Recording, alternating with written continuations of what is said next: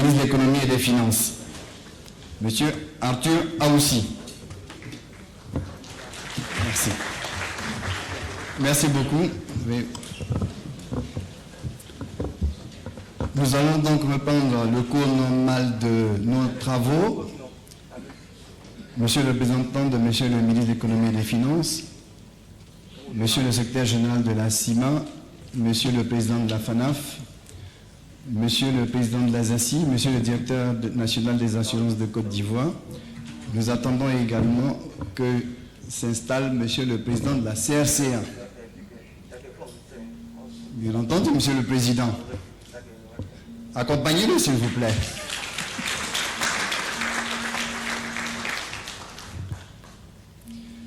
Nous allons donc vous exposer le déroulé de notre programme de cet après-midi. Dans les minutes qui suivent, nous allons procéder donc à la remise du prix Jean-Julien Kodjovi au lauréat M. Kwao Brice, qui va se présenter tout à l'heure, et c'est M. le président de la FANAF qui lui remettra ce prix. Après la remise de ce prix, nous allons passer à la lecture des résolutions et recommandations des États généraux de l'assurance. Puis nous aurons le mot de clôture de M. le secrétaire général de la CIMA et enfin le discours de clôture de M. le représentant du ministre de l'économie et des finances. J'appelle donc M. Brice Kwao, ici, lauréat du prix Jean-Julien Kodjovi, que je vous demande d'acclamer très fort.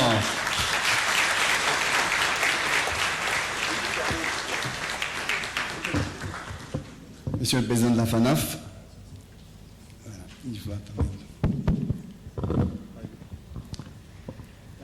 Alors, que je vous parle un tout petit peu de monsieur Brice Kwao.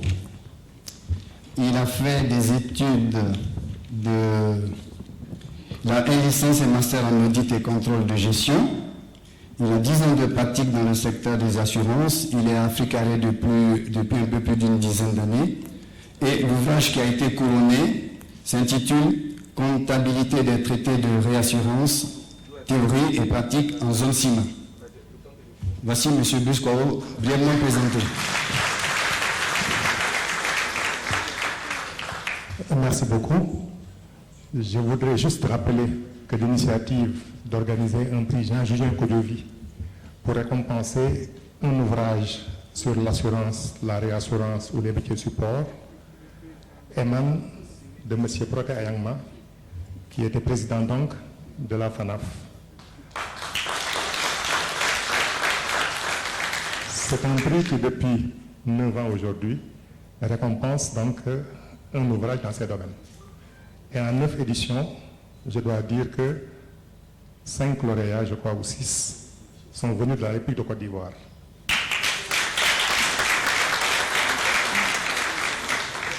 Cette année, nous avons eu une mention très fertile, parce que c'est la première fois qu'on a eu 8 ouvrages en compétition.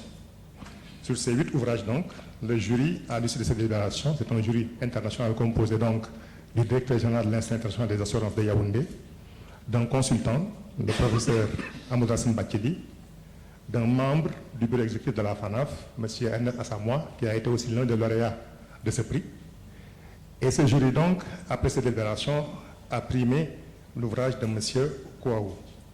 C'est pourquoi, au nom de la FANAF, de son bureau exécutif et de tout le monde, je tenais à le féliciter et à lui remettre solennellement le prix qui est donc ce trophée et à lui remettre également le chèque qui l'accompagne, qui est un chèque de 2 500 000 pour l'encourager.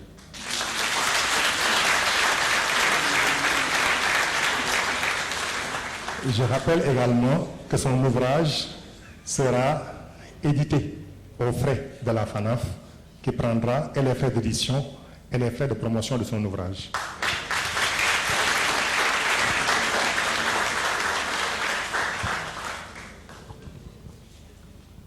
Merci beaucoup. Monsieur Kwao, est-ce que vous avez un mot à ajouter? Je voudrais remercier la FANAF pour cette initiative. On dit souvent qu'on n'écrit pas beaucoup, les Africains, mais avec ce prix, vous avez vu qu'il y a quelques-uns qui écrivent quand même. Donc on puisse avoir beaucoup d'initiatives de ce type-là pour stimuler la production. Merci. Je vous remercie et je vous félicite. Donc c'est un appel que je vais lancer aux jeunes. Ils sont invités, la FANAF encourage la recherche et l'encourage de l'écriture. Merci beaucoup, mesdames et messieurs. Monsieur le Président. Merci, Monsieur le Président de la FANA. Félicitations encore à notre heureux lauréat, Monsieur Brice Kouaou. Nous allons maintenant passer à la seconde phase de notre après-midi, c'est-à-dire la lecture des résolutions et recommandations des États généraux qui se sont déroulés depuis mercredi à Abidjan. Il y a eu 6 ateliers qui ont travaillé d'arrache-pied et qui ont donné les résultats suivants que nous allons maintenant vous livrer. Le premier atelier qui devait travailler sur le thème « Restaurer la confiance par l'assurance automobile », je vous en livre les résolutions. Résolution numéro 1. Poursuivre la révision du livre 2 du Code des assurances relatif à l'indemnisation des préjudices corporels et matériels, renforcer les sanctions et exiger une meilleure organisation des services sinistres et des marchés avec des procédures et des normes de qualité publiées. Résolution numéro 2. Mettre en place une plateforme accessible par Internet ou mobile permettant aux assurés et automobilistes d'établir directement les constats amiables ou de collecter les informations, permettant aux assureurs d'avoir les circonstances des accidents en temps réel et aux forces de l'ordre de compléter et établir les procès-verbaux de constat avec plus de célérité. Résolution numéro 3. Mettre en place un cadre de collaboration avec les autorités, gendarmerie et police, en charge de l'établissement et de la délivrance des procès-verbaux de constat d'accident. Résolution numéro 4. La nécessité d'adopter un règlement pour la mise en place des fonds de garantie automobile et des pôles TPV dans tous les États membres. L'atelier numéro 2 a travaillé sur la distribution de l'assurance. Quelle stratégie face aux mutations en cours? Première résolution. Renforcer les capacités opérationnelles des directions nationales des assurances et la fréquence des contrôles des intermédiaires. Mettre en place un code de déontologie de la profession d'intermédiaire.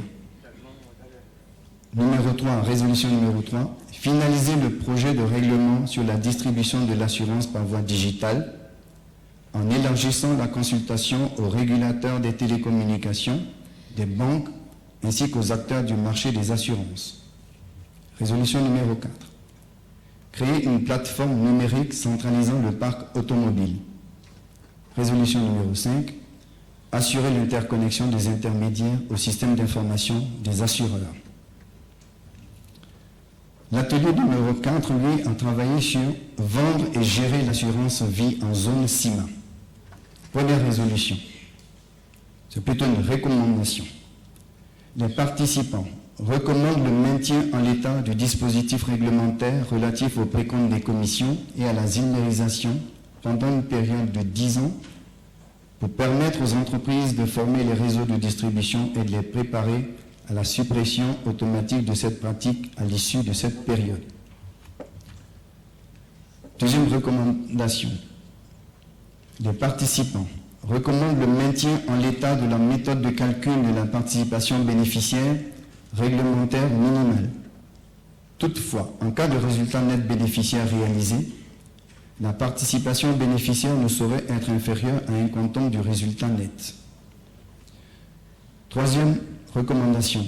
Les participants recommandent de renforcer et mettre l'accent sur les informations permettant de garantir l'identification des assurés et bénéficiaires de contrats à la souscription du contrat et au moment du paiement des prestations. Quatrième recommandation. Les participants recommandent une meilleure coopération et une formation des acteurs de l'écosystème financier pour l'optimisation du fonctionnement du système financier et de la gestion des placements au sein des entreprises d'assurance. Cinquième recommandation.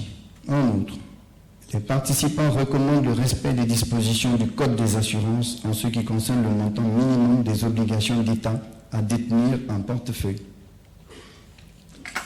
Travaux de l'atelier numéro 4. Approfondissement du thème la microassurance comme vecteur de croissance et d'inclusion sociale. Première résolution. la mise en place d'un groupe de réflexion pour la refonte de la loi sur la microassurance.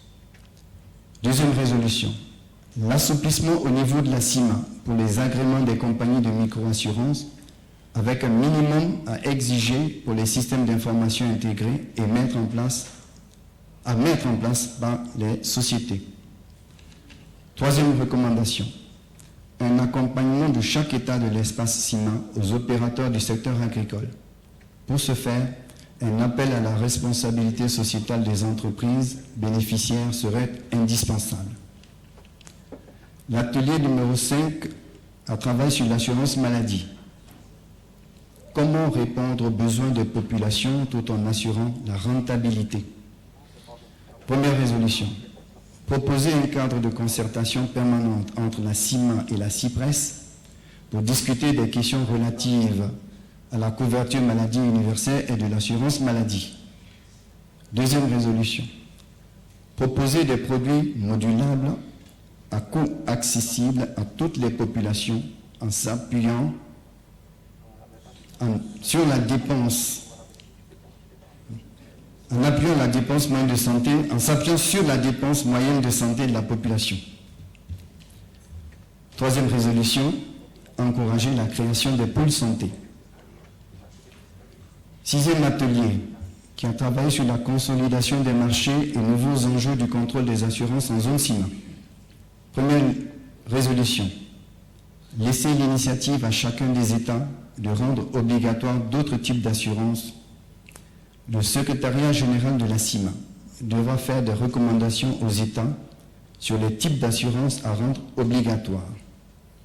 Inciter les États à se munir, à définir ou à désigner les entités ou les structures de contrôle de ces nouvelles assurances obligatoires. Deuxième résolution, la mise en place d'une commission chargée de poursuivre la réflexion sur l'évolution du système de solvabilité vers un système de solvabilité basé sur les risques. Enfin, il est recommandé la mise en place d'un comité de suivi.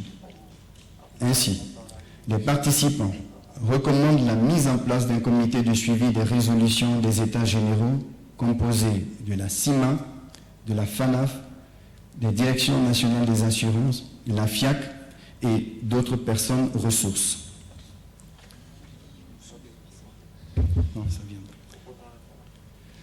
Voici, mesdames et messieurs, monsieur le représentant de monsieur le ministre de l'économie et des finances, les résolutions issues des États généraux de l'assurance qui se sont tenus à Abidjan du 7 au 9 mars 2018. Je vous remercie de votre attention.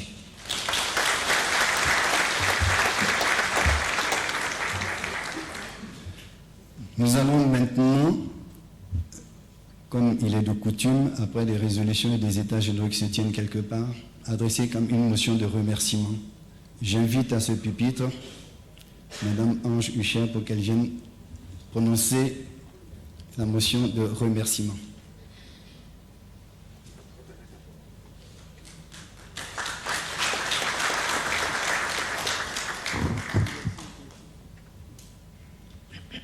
Motion de remerciement.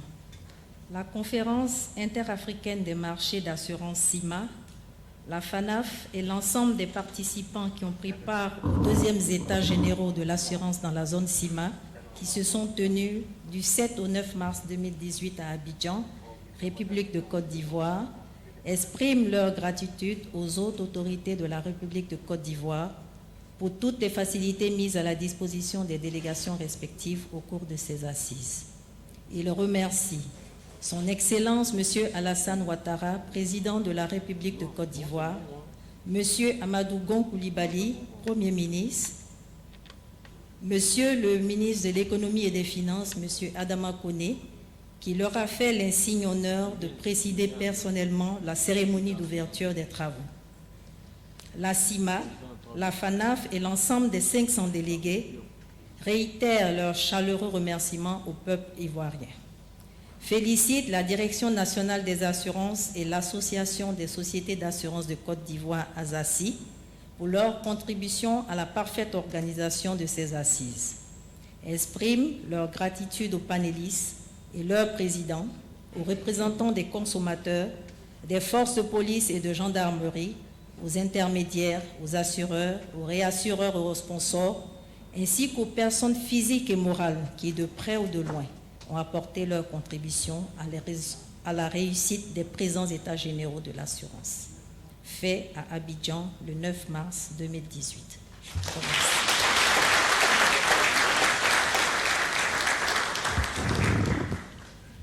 À présent, nous allons inviter à ce pupitre Monsieur le secrétaire général de la CIMA pour son mot de clôture. Monsieur le secrétaire général, sous vos applaudissements, s'il vous plaît.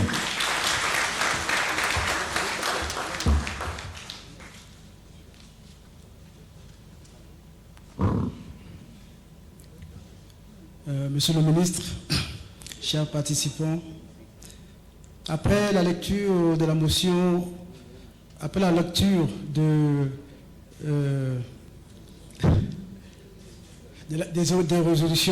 résolutions qui rendent suffisamment compte de la profondeur de nos travaux, après la lecture de la motion de remerciement, y a-t-il encore quelque chose à ajouter?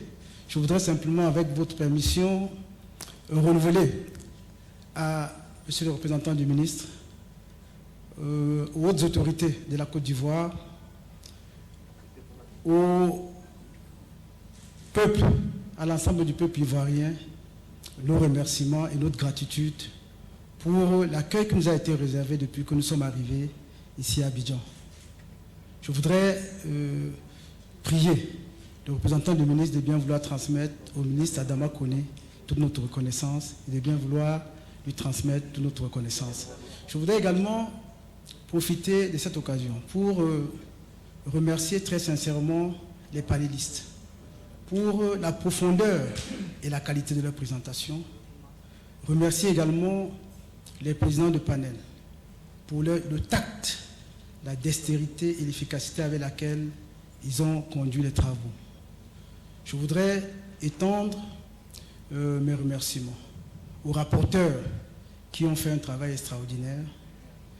Et je voudrais également associer à nos remerciements la SACI et la Direction nationale des assurances, dont la contribution à l'organisation de l'événement en a garanti le succès. Je voudrais également enfin remercier très sincèrement du fond du cœur tous les participants pour leur ponctualité, pour leur assiduité à nos travaux et surtout pour la qualité et la richesse de leurs interventions. Mesdames, Messieurs, sans vos interventions, je pense que la qualité des résolutions n'aurait pas été celle que nous venons d'enregistrer. Je voudrais enfin, une fois de plus, vous dire merci, merci à tout le monde. Merci également à la FANAF pour la contribution à l'organisation de cet événement et au succès de cette manifestation. Mesdames, Messieurs, je vous remercie pour votre démarche.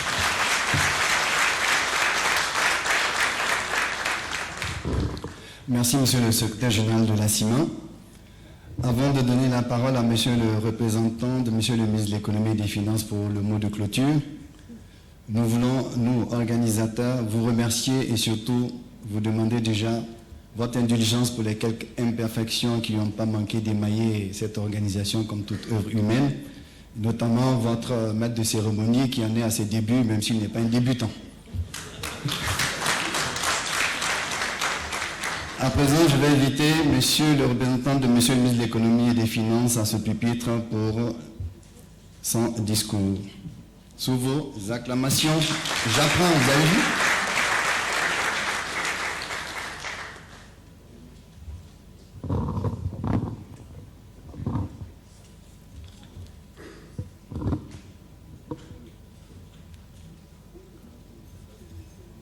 Monsieur le Président de la Conférence interafricaine des marchés d'assurance, Monsieur le Président de la Fédération des sociétés d'assurance de droit national africaine, Monsieur le Président de la Compagnie commune de réassurance, Monsieur le Secrétaire général de la Conférence interafricaine des marchés d'assurance,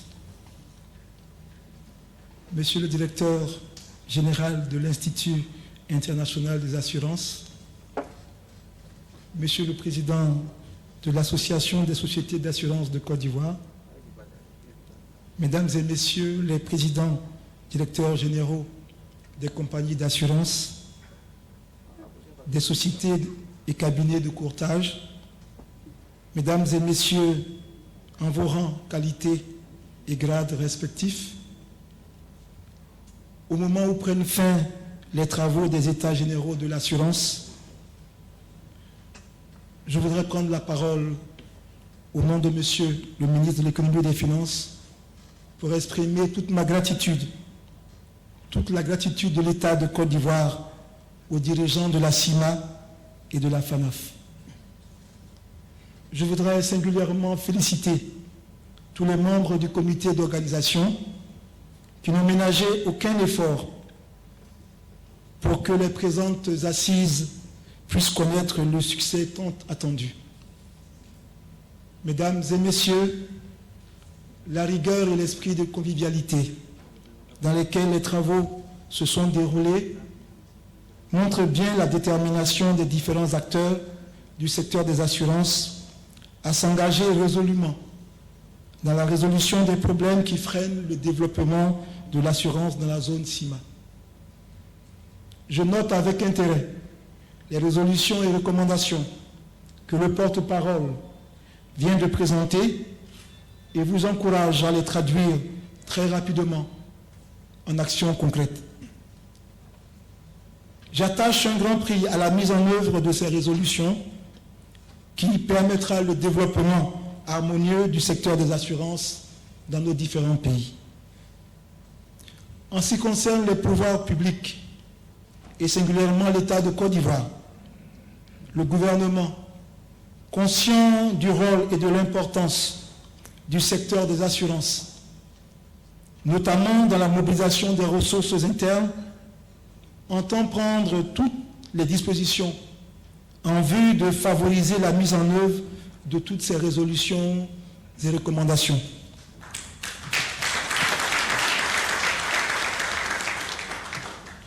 Je puis vous assurer donc que le secteur des assurances trouvera toujours l'appui nécessaire auprès des autorités ivoiriennes pour toute initiative tendant à améliorer son image afin d'impulser son développement et jouer ainsi son rôle dans l'économie nationale. Mesdames et Messieurs, je voudrais à présent vous souhaiter un bon retour dans vos pays respectifs.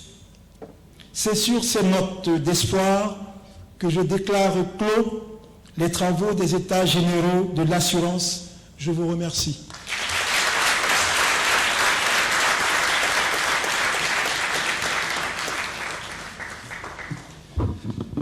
Merci, Monsieur le Président du ministre. Juste après les salutations, nous allons sacrifier à la photo de famille, juste là, en bas, avant de vous libérer, parce que nous savons que beaucoup de tâches vous attendent.